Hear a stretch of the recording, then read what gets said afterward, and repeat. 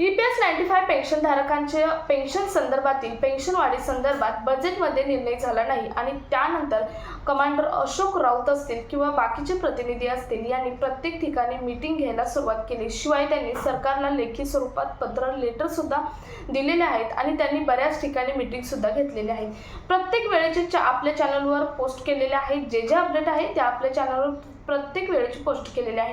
परंतु या 4 दिवसांमधले अपडेट हे आपल्या चॅनलवरती पोस्ट केले नव्हते, त्यामुळे बऱ्याच जे EPS 95 व्ह्यूअर आहेत ते व्ह्यूअर विचारत होते, कमेंट्सच्या माध्यमातून प्रश्न विचारत होते की EPS 95 पेन्शनधारकांचं सध्याचं अपडेट नेमकं काय आहे। आणि त्यामुळेच हा आजचा व्हिडिओ मागच्या 4 दिवसांमध्ये 4 ते 5 ठिकाणी माननीय कमांडर अशोक राऊत यांच्या अध्यक्षतेखाली मीटिंग झालेली आहे। या मीटिंगमध्ये नेमकं काय झालं किंवा तुमचं दिल्लीमध्ये जे आंदोलन होणार आहे जंतर मंतरला त्याचं परमिशन काढली आहे का? आता अर्थातच काढली असणारच, त्यामुळेच बऱ्याच सर्वांना माननीय कमांडर अशोक राऊत यांनी झूम मीटिंग घेऊन रिझर्वेशन करायला सांगितलेले आहे, म्हणजे तुमची तिकीट फिक्स करायला सांगितलेले आहे। परंतु त्यानंतरची अपडेट, या 4 दिवसाची अपडेट नेमकी काय आहे, जिथं मीटिंग घेतल्या तिथं नेमकं काय झालं, या मीटिंगचे अपडेट काय आहेत तेच आपण आजच्या व्हिडिओमधून पाहणार आहोत। त्यामुळे व्हिडिओ स्किप न करता शेवटपर्यंत पाहायचा। चॅनलवर पहिल्यांदा आला असेल तर अशाच महत्त्वपूर्ण आणि गव्हर्नमेंटच्या नवीन अपडेट्ससाठी चॅनल सबस्क्राईब करा, त्याचबरोबर शेजारील बेल आयकॉन सुद्धा ऑन करून ठेवा, म्हणजे असेच महत्त्वपूर्ण अपडेट तुमच्यापर्यंत रेग्युलर पोहोचत राहतील। तर नमस्कार, मी पूनम आणि तुम्ही पाहत आहात पुन्हा एक नवीन अपडेट। तर EPS 95 पेन्शनधारकांची पेन्शन वाढणार असं बजेटमध्ये सर्वांची अपेक्षा होती, म्हणजे प्रत्येक EPS 95 पेन्शनधारकांची, इव्हन माझी अपेक्षा होती की या बजेटमध्ये EPS 95 पेन्शनधारकांची जी पेन्शन आहे ती पेन्शनची वाढ होईल, परंतु पेन्शनची वाढ झालेली नाही। किंवा फक्त EPS 95 पेन्शनधारकांसंदर्भातच नाही तर EPFOच्या कोणत्याच कर्मचारी पेन्शनधारकांसंदर्भात कोणताही अपडेट ही बजेटमध्ये देण्यात आलेलं नाही। आणि म्हणूनच त्यानंतर EPS 95 पेन्शनधारकांनी अगदी बजेटच्या दुसऱ्या दिवशीपासून, बजेट संपल्यानंतर दुसऱ्या दिवशीपासूनच लेखी स्वरूपात लेटर देणे किंवा ठिकठिकाणी प्रत्येक राज्यात प्रत्येक जिल्ह्यामध्ये मीटिंग घेण्यास सुरुवात केलेली आहे। आणि त्यावेळी त्यावेळी आपण अपडेट हे दिलेलंच आहे, परंतु या 4 दिवसामध्ये तुम्हाला EPS 95 पेन्शनधारकांच्या नेमक्या कुठे मीटिंग झाल्या हे मात्र आपल्या चॅनलवर पोस्ट केलं नव्हतं। आणि आजचा व्हिडिओ त्यासाठीच आहे की मागच्या 4 दिवसापासून EPS 95 पेन्शनधारकांचे नेमके अपडेट काय आहेत, कुठं मीटिंग झाल्या तेच आपण आजच्या व्हिडिओमधून पाहणार आहोत। तर बघा, त्यातील पहिली मीटिंग आहे ती वर्धा महाराष्ट्रामध्ये एका छोट्या गावात सेवाग्राम या गावामध्ये झाली। 21 फेब्रुवारीला ही मीटिंग झालेली आहे। ही मीटिंग NSCचे राष्ट्रीय अध्यक्ष कमांडर अशोक राऊत यांच्या अध्यक्षतेखाली झाली। या ठिकाणी EPS 95 पेन्शनधारक हे शेकडो प्रमाणात उपस्थित होते, म्हणजे कमांडर अशोक राऊत, मी मगाशी सांगितलं तुम्हाला प्रत्येक ठिकाणची मीटिंग ही कमांडर अशोक राऊत यांच्या अध्यक्षतेखाली झालेली आहे।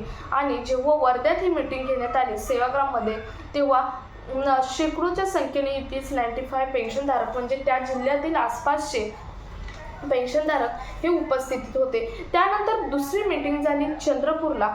या मीटिंगमध्ये ही मीटिंग जेव्हा चंद्रपूरला झाली ती या मीटिंगमध्ये सुद्धा बऱ्याच संख्येने EPS 95 पेन्शनधारक हे उपस्थित होते, कारण त्या ठिकाणी सुद्धा बरीच संख्या आहे। EPS 90 चंद्रपूर जिल्हा हा मोठा आहे आणि या जिल्ह्यामध्ये सुद्धा EPS 95 पेन्शनधारकांची अधिक संख्या आहे, त्यामुळे तिथेही बऱ्याच मोठ्या प्रमाणामध्ये EPS 95 पेन्शनधारक उपस्थित होते।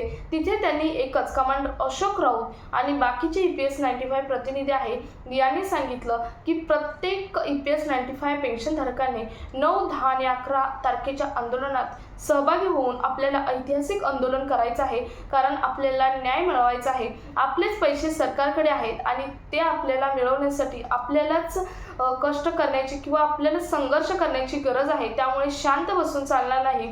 कोणीही जर आपल्याला सांगितलं असलं की तुमची पेन्शन आम्ही आत्ता वाढवू मग वाढवू, कारण आता तुम्ही बघितलं की भारतीय मजदूर संघाचा एक कार्यक्रम होता, तेव्हा आपले जे श्रम मंत्री आहेत मनसुख मांडवीजी यांनी जाहीरपणे सांगितलं होतं की EPS 95 पेन्शनधारकांचा मुद्दा आलेला आहे, त्याच्यावरतीही काम चालू आहे, तो लवकर पूर्ण होईल, असं बरेच काही बोलले होते.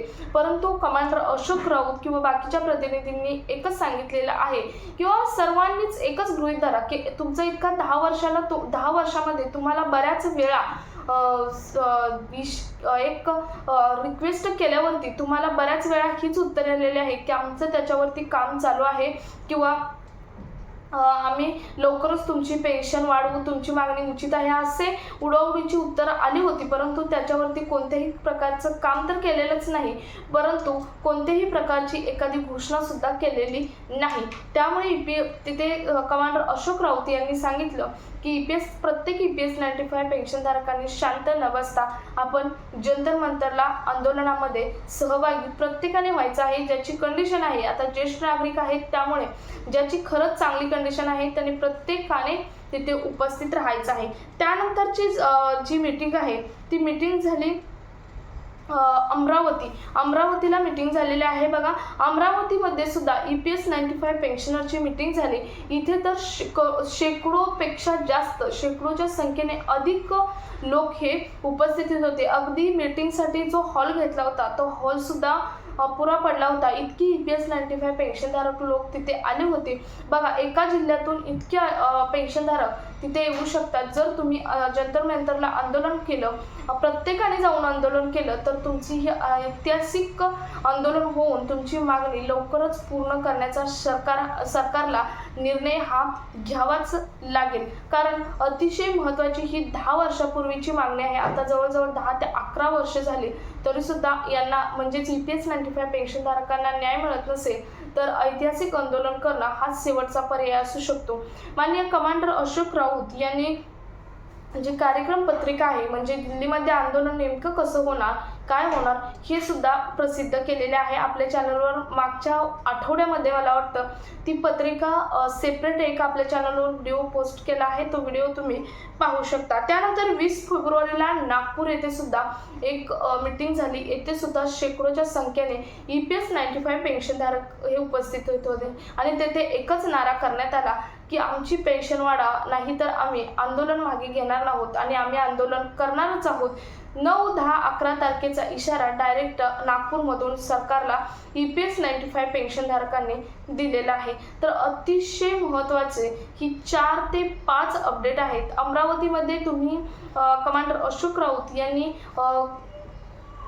काय काय बोलले याचा एक सेपरेट व्हिडिओ आहे, तो सुद्धा मी त्यांचं रेकॉर्डिंग तुमच्याबरोबर शेअर करणार आहे. त्याचा एक सेपरेट व्हिडिओ बनवून आपल्या चॅनलवर पोस्ट केला जाईल. परंतु या 4 ते 5 अपडेट आहेत मागच्या 4 दिवसामध्ये झालेल्या, आणि प्रत्येक ठिकाणाचं अध्यक्षपद म्हणजे अध्यक्षता ही कमांडर अशोक राऊत यांनी केलेली आहे. कमांडर अशोक राऊत यांच्या अध्यक्षतेखाली प्रत्येक मीटिंग ही झालेली आहे. सो तुमचं यावरती काय मत आहे कमेंटमध्ये जरूर सांगू शकता.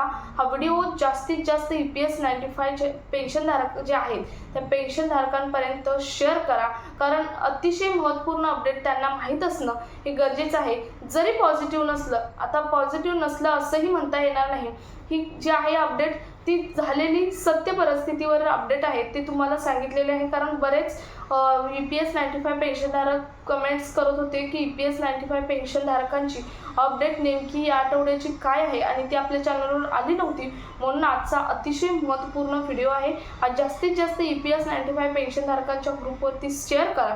भेटूया पुढच्या एका नवीन अपडेटसोबत. तोपर्यंत धन्यवाद.